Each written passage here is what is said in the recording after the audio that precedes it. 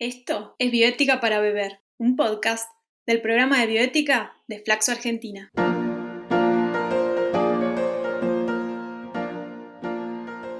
Porque queremos hacer que la bioética sea digerible como un líquido, cotidiana como la bebida y que se charle en compañía de algún brebaje.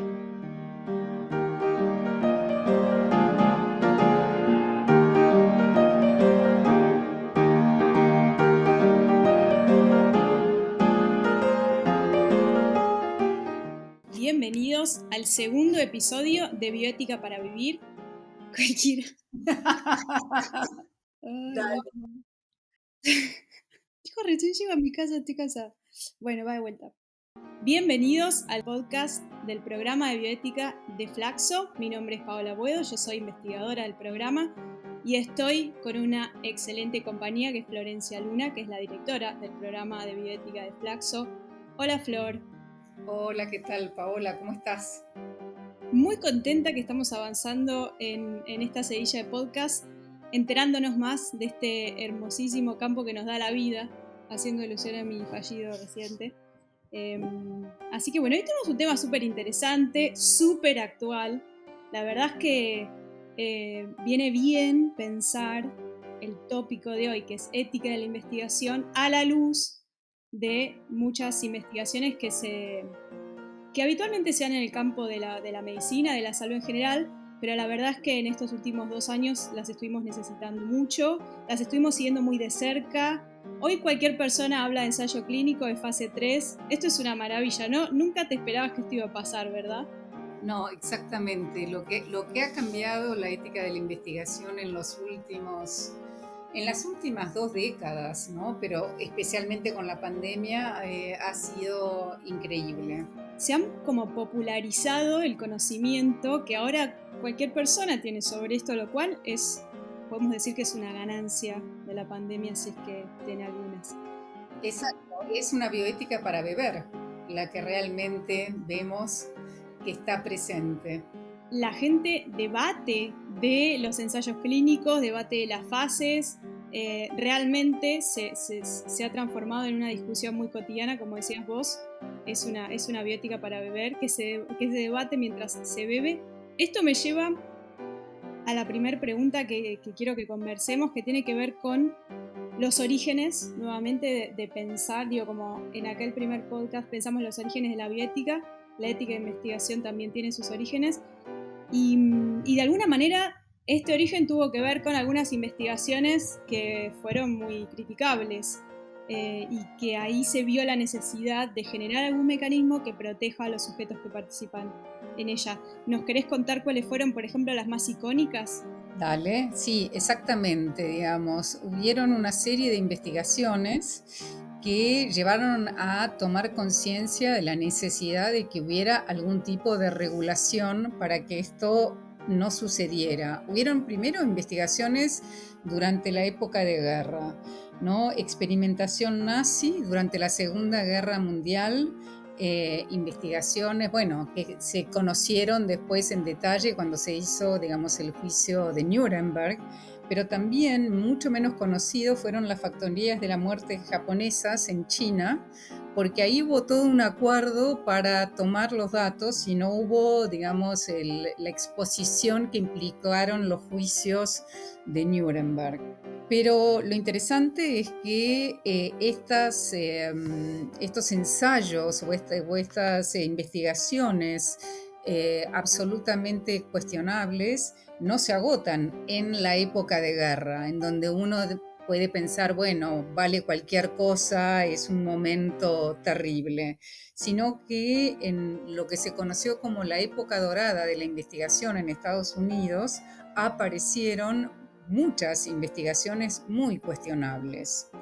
Por ejemplo, hubo una investigación muy larga que duró 40 años, de 1932 a 1972, realizada en Tuskegee, Alabama, por el US Public Health Service, en donde lo que se hacía era estudiar el desarrollo, digamos, de la enfermedad de manera natural de la sífilis Y, digamos, cuando se empieza en 1932, realmente no había muchos tratamientos efectivos, pero luego se descubre la penicilina y se encuentra el tratamiento para, digamos, para curar la sífilis. Sin embargo, a estas personas, que eran personas de pocos recursos, de color, del sur de Estados Unidos, con poca educación, se los engañaba y no se les, digamos, no se les explicaba ni se les decía que realmente había tratamiento. Ellos pensaban que estaban recibiendo tratamiento. Así que, imagínate.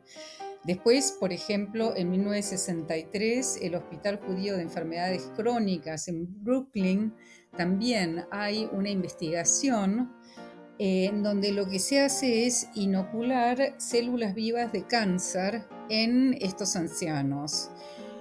En realidad, de esta manera, y en realidad el investigador tenía razón, no se contagia, digamos, el cáncer de esta manera. Sin embargo, nuevamente, las personas que participaban de las investigaciones no sabían, no tenían los conocimientos como más importantes, que era que se les estaba inoculando células vivas de cáncer, sino que pensaban que se les estaba inoculando alguna sustancia. Así que esto también es muy cuestionable, como también otro de los, y ahí voy a parar, en 1967 en el colegio Willowbrook, el Willowbrook State School en Nueva York, que era un colegio para niños con capacidades diferentes, que en ese momento además había muy pocas escuelas de este tipo, así que era como muy necesario. Bueno, lo que se hacía era contagiar de hepatitis a los niños y niñas que querían, digamos, permanecer en esta escuela.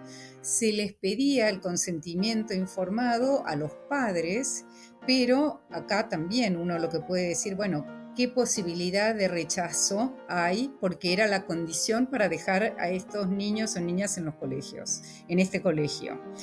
Entonces, esto es muy interesante porque también lo que muestra es que en general todas estas investigaciones están ligadas con problemas con el consentimiento informado.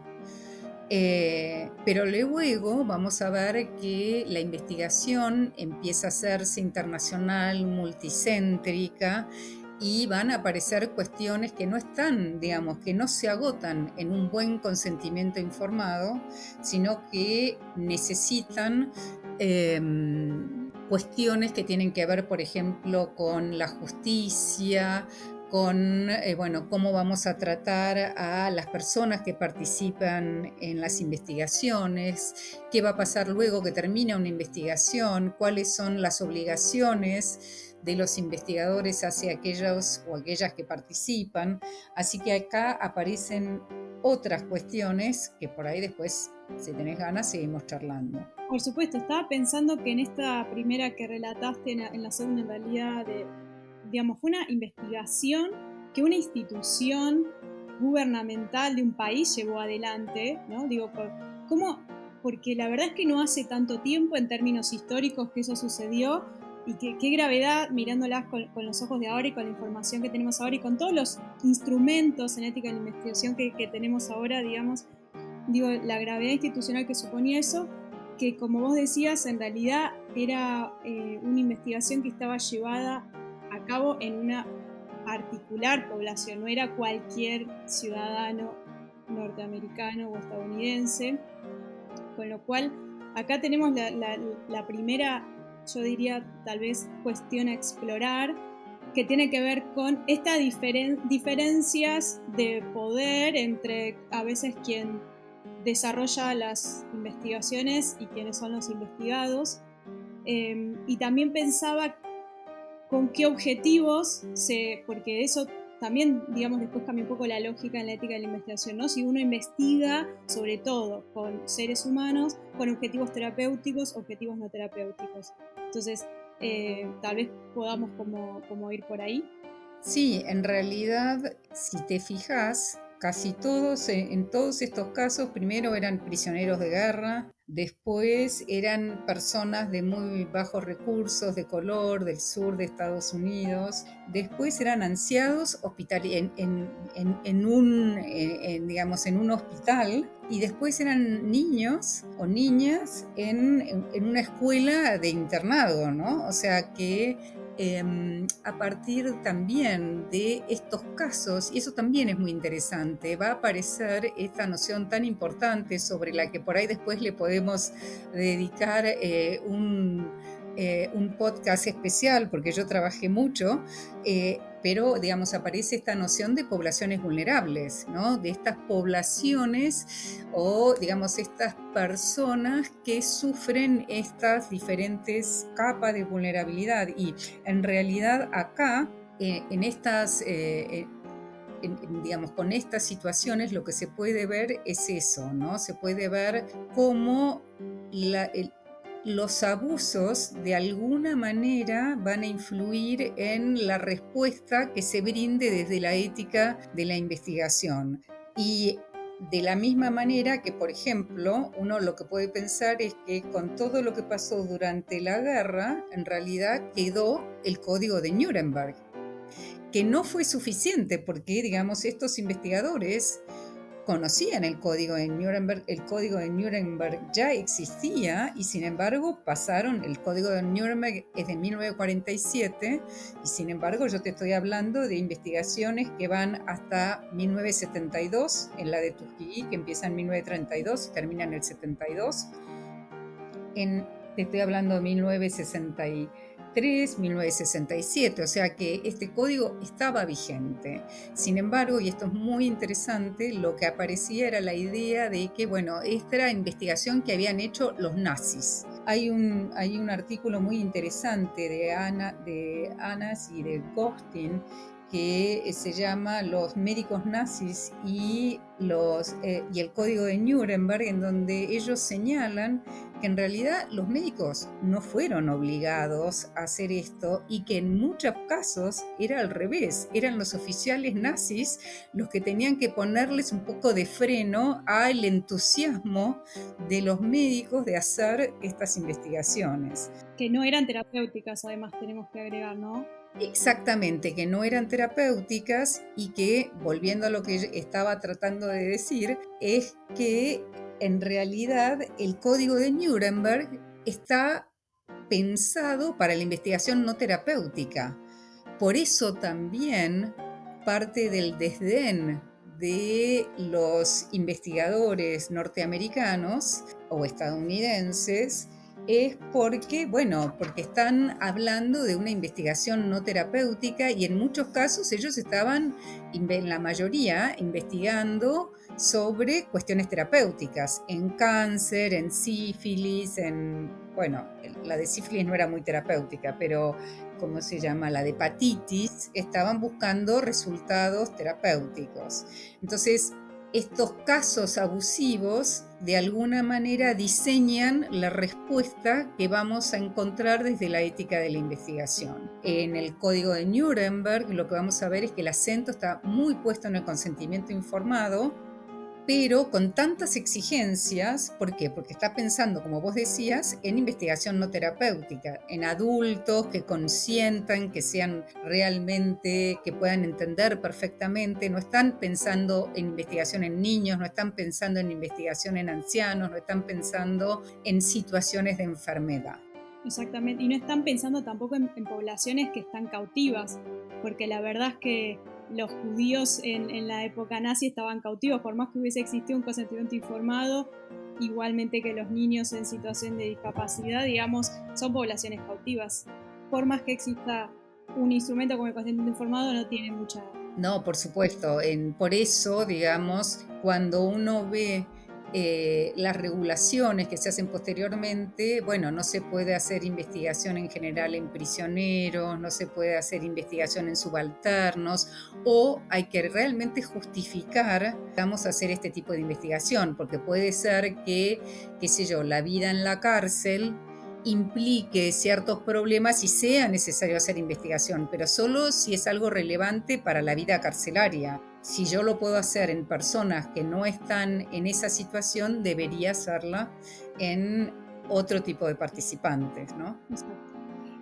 O sea que el Código de Nuremberg fue formalmente el primer instrumento que tuvo la ética de la investigación, o ya habían existido algunos otros acercamientos a normativizar estas situaciones.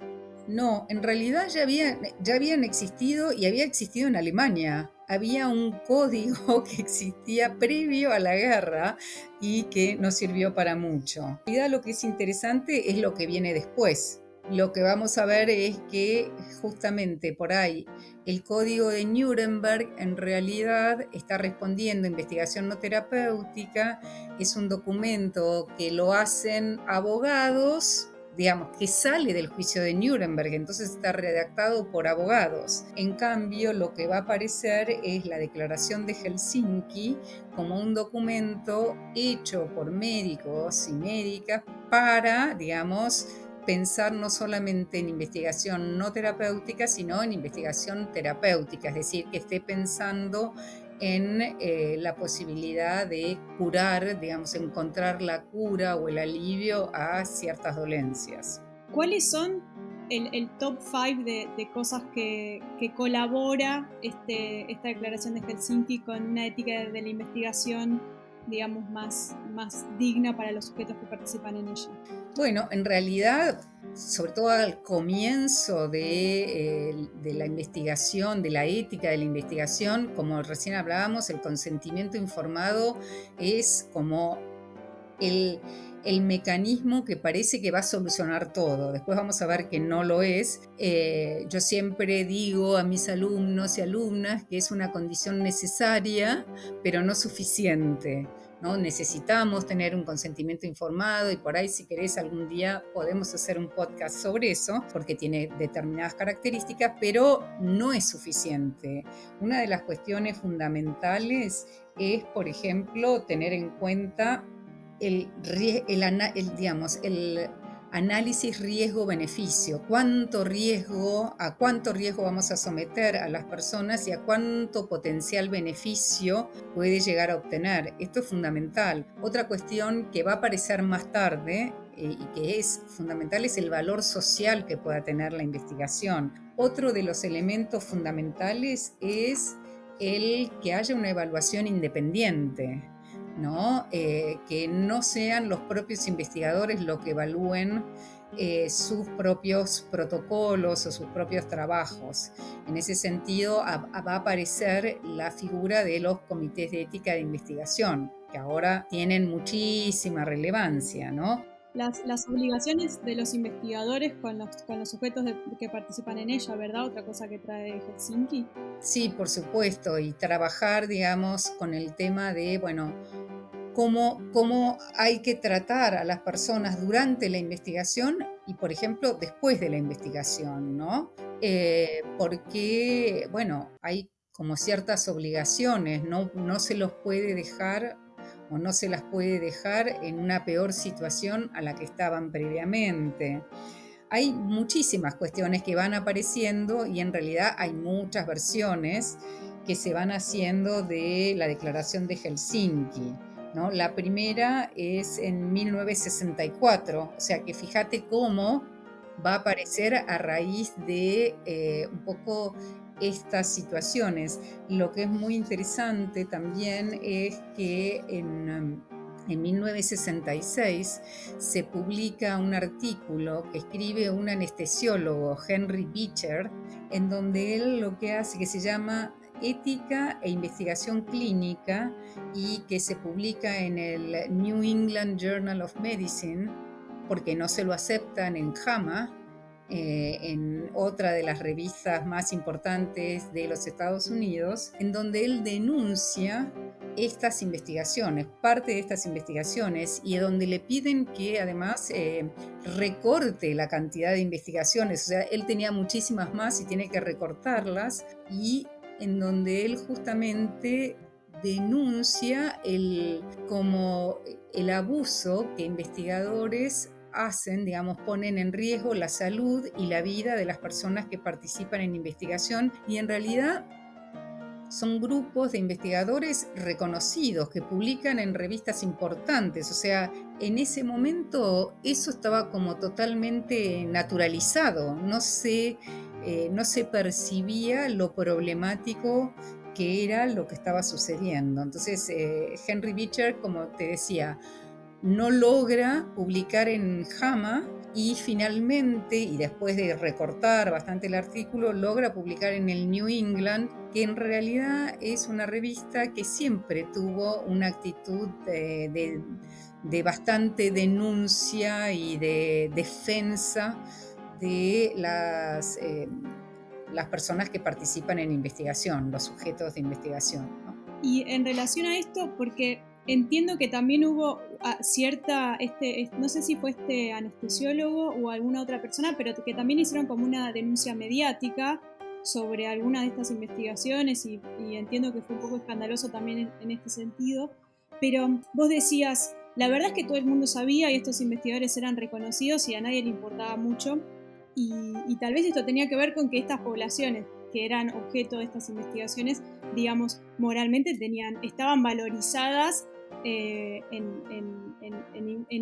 digamos, de un modo más o menos que el resto de la población, ¿no? Como que había cierto consenso social en que moralmente las personas con discapacidad no eran tan personas o las personas presas. Bueno, son discursos que eventualmente han circulado hoy con dónde probar las vacunas de COVID.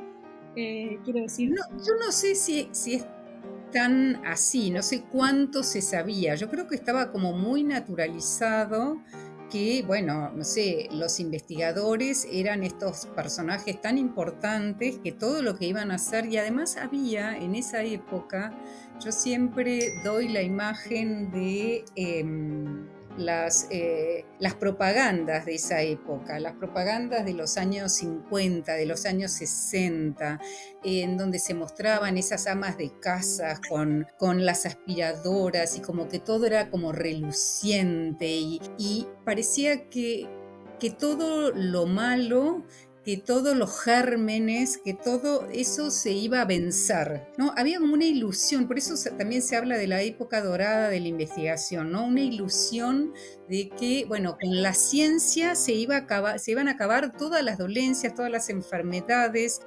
Entonces yo creo que también había como un, entre comillas, endiosamiento de los investigadores que podían hacer cualquier cosa en nombre del conocimiento.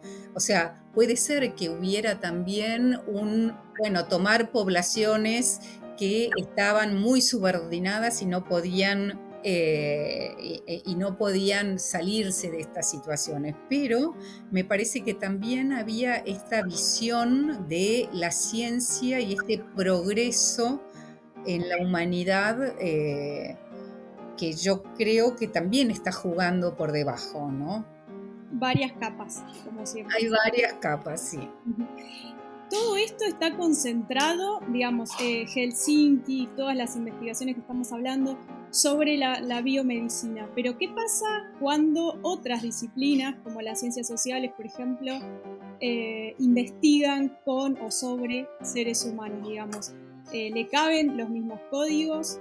Bueno, en realidad no sé si exactamente los mismos códigos. Lo que sucede es que, pero sí, uno lo que tiene que pensar es que muchas veces investigaciones de tipo, digamos, de las ciencias sociales pueden ser tan problemáticas o pueden ser tan dañinas o pueden generar situaciones tan difíciles como puede llegar a ser una droga o una inyección.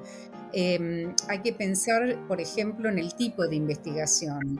Sí, totalmente. Pensá, por ejemplo, Paola, si uno está haciendo investigación en violencia familiar, en abusos sexuales, en HIV-Sida o en, qué sé yo, enfermedades psiquiátricas, con el estigma que esto puede implicar, muchas veces implica recordar situaciones traumáticas, entonces hay que tener muchísimo cuidado también en el diseño de estas investigaciones y tienen que ser aprobadas también por comités de ética.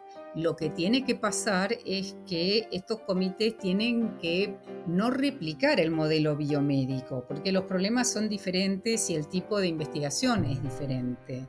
Y en general lo que sucede es que los comités de ética de investigación están muy modelados en la evaluación de protocolos de investigación biomédica, clínica. Entonces es problemático para las ciencias sociales, pero esto es lo que hay que poder resolver y mejorar y que de hecho, bueno, se está intentando hacer.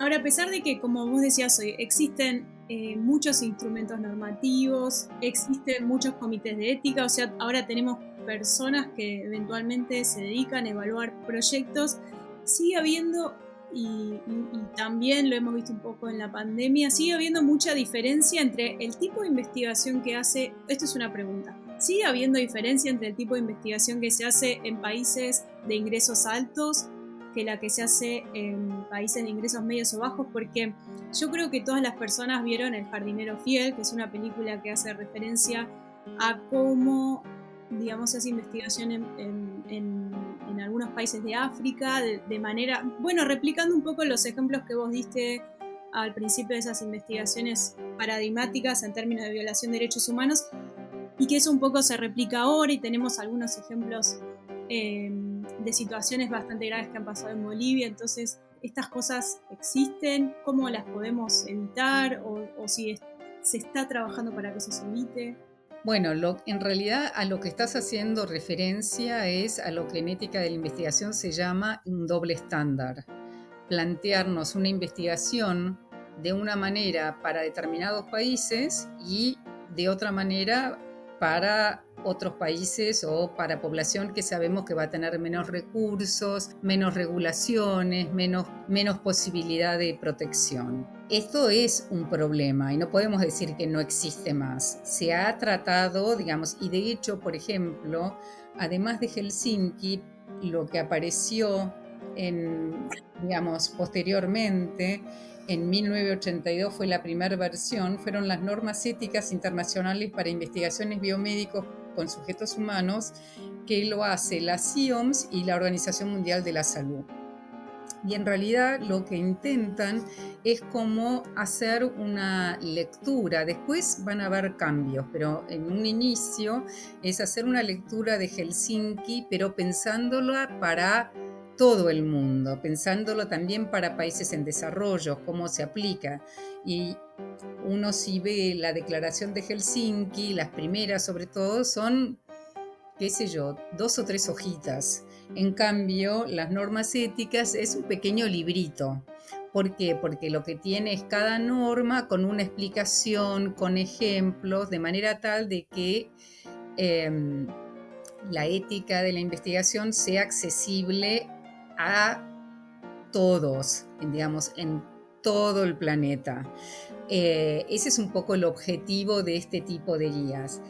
Ahora bien, lo que también se necesita es poder tener un sistema de investigación que resulte vigilante, ¿no? Que supervise, que monitoree y claro, qué sé yo, hay países que tienen sistemas como muy aceitados. Inglaterra, por ejemplo, y hace investigación en embriones, pero tiene una serie de filtros bastante fuertes.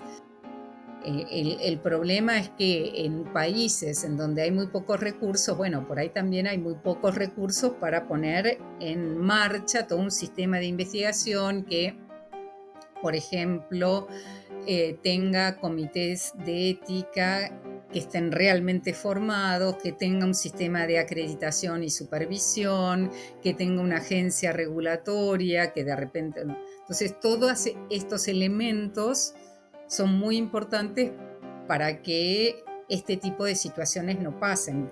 Que, qué sé yo, los comités de ética a la vez estén relativamente armonizados, que no se pueda elegir tan fácilmente un comité de ética y cambiarlo por otro que sea más fácil. Bueno, todas estas cuestiones implican todo un trabajo, ¿no? Una inversión en investigación que no todos los países lo pueden hacer, ¿no? Entonces esto también es parte de esta problemática. Estoy pensando que muchos miembros de comités de ética de investigación además hacen un trabajo sin, digamos, no remunerado, lo cual esto también... Sí, hay todo un debate al respecto de si es, digamos, si es aceptable hasta éticamente este tipo de situación, porque implica, primero, la ética de la investigación y trabajar en ética de la investigación implica conocimientos muy específicos. Uno tiene que saber en qué consiste una investigación, cómo se diseña. Hay mucho, digamos, si bien tiene toda una parte de ética parecida a la de la ética clínica, en ética clínica también usamos consentimientos informados y qué sé yo, es muchísimo más específica. Entonces, formarse en estos temas implica muchísimo trabajo, muchísima dedicación. Los protocolos de investigación son montones de páginas, son, qué sé yo, carpetas enormes con información que hay que poder deducir, que hay que poder interpretar, ¿no? Implica saber de metodología también, o sea, hay muchísimos elementos muy técnicos, entonces que esto sea meramente voluntario y que no haya ningún tipo de reconocimiento, hace que por ahí la persona empieza con mucho entusiasmo, trabaja 1 o 2 años en donde por ahí le tiene que dedicar sus fines de semana a leer estos protocolos enormes, con muchísima responsabilidad además respecto de lo que están aprobando, ¿no? Y después llega un momento en que dice, hasta acá llegué, me cansé. Entonces están quienes dicen, bueno, en realidad habría que pagarlo. Y ahí aparece todo un debate, porque muchas veces también está esta idea de que la ética no tiene que tener ningún tipo de pago, que también es una visión por ahí demasiado idealista e irreal, porque están las personas que se dedican a la ética y que necesitan, digamos, poder tener un pago digno. No tienen que hacerse millonarias, pero tener un pago digno. O al menos tener algún tipo de reconocimiento. Muchas veces no es un pago, pero por ejemplo, el pertenecer a un comité de ética implica obtener ciertos puntos en la carrera de, no sé, del investigador, o para después conseguir un mejor puesto de trabajo, o por ejemplo, tener ciertas horas en la institución de tiempo dedicado para hacer, digamos, este tipo de trabajo y no tener que estar usando los fines de semana en donde uno quiere estar con su familia, con sus amigos, con sus amigas. Entonces, este es todo un debate al respecto, ¿no? Cómo plantearnos qué se debe hacer, que todavía no está cerrado y que hay, digamos, posiciones a favor y en contra, así como también respecto de lo que serían los comités independientes en un buen sentido, ¿no? Y los comités hospitalarios, ¿no? Que están en una institución. Hay muchos debates todavía muy candentes en la ética de la investigación. Es Sí, un campo fascinante. Sí, incluso estaba pensando también en los comités que tienen las universidades o los centros de investigación, cuánta distancia pueden tener con sus propios compañeros, pero además en esto del no reconocimiento que hay sobre las personas que trabajan en comités, pasa un poco, y esto como para pensar, reflexionar e ir cerrando, digamos que, voy a decir la mayoría de los investigadores, está mal generalizar, pero es un ejercicio, mandan sus proyectos de investigación a los comités de ética porque lo tienen que hacer, ¿no? Porque es un requisito para publicar el paper, para presentar para un grant, digamos, no como realmente una situación que debe ser hecha por el riesgo o por todas las cuestiones que están involucradas en ese proyecto de investigación. Eso, digamos, ¿cómo se podría trabajar desde el mismo ámbito científico para que deje de ser hoy lo tengo que mandar acá? Y además que eso el comité ética también lo percibe que esta persona está mandando esto porque lo necesita, porque se lo pide, ¿no? Sí, En realidad, muchas veces los comités de ética son percibidos como un obstáculo, como una cuestión burocrática, como un problema que hay que atravesar, sea, como vos decís, para poder publicar, para poder tener la beca o el grant o lo que fuere. En parte hay algo de mala fama, pero también es verdad que muchos comités son muy burocráticos y es verdad que muchos comités se ponen en una situación como adversarial respecto del investigador, en lugar de pensar que en realidad el rol del comité fundamentalmente es proteger a las personas que participan de la investigación, a los sujetos de investigación, como a los investigadores en algunos casos también, ¿no? O sea, esa es la función principal. Pero después, otra función primordial es que sea la mejor investigación posible, la más cuidada, la más ética. Y entonces, en lugar de pensar que el investigador está en la vereda de enfrente y que está tratando de hacer algo que le conviene, en realidad lo que me parece que muchas veces uno tendría que instar a incorporar es una visión de, bueno, este es un trabajo que estamos haciendo juntos y yo voy a ayudarte a que tu investigación sea lo más ética posible, que esté, digamos, todo lo mejor, eh, digamos, lo mejor que se pueda pensar para proteger a las personas que participan, para proteger a los investigadores o las investigadoras, para lograr el mayor valor social de esta investigación, ¿no? Y me parece que si uno puede dar esa vuelta de tuerca, si uno en lugar de pararse en la vereda de enfrente, se pone un poco más al lado del investigador, a no ser que se perciba que realmente es una investigación que es una chantada, como decimos en Argentina, ¿no? Que está muy mal hecha, que al investigador realmente no le importa nada, pero cuando hay una buena voluntad, cuando hay un interés genuino, cuando puede aportar algo, bueno, yo creo que los comités de ética tienen que tener una visión mucho más como compartida de la investigación. Y por ahí, en lugar de estar mandando memos, invitar, claro, al investigador que venga, que explicarle el comité cuáles son sus preocupaciones, por qué, digamos, sienten que, por ejemplo, qué sé yo, el consentimiento informado es inadecuado, o por qué piensan que puede haber problema con, no sé, tal modalidad o tal dosis, o que tal estudio quizás es mejor que no se haga, ¿no? Porque ahí uno entonces empieza a entender eh, digamos, cuál es la problemática y puede ayudar y puede lograr un muchísimo mejor resultado, creo. Totalmente. Creo que podemos terminar con esta frase que la ética de la investigación, un poco en las manos de los comités de ética, pretende que la investigación tenga el mayor valor social posible.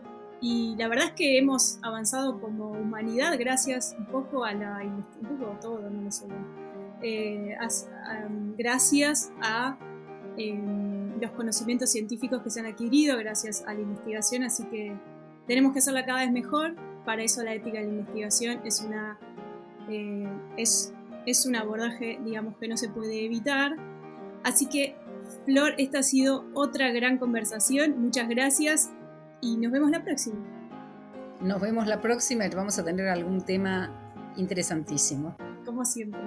Como Chao. siempre. Chao.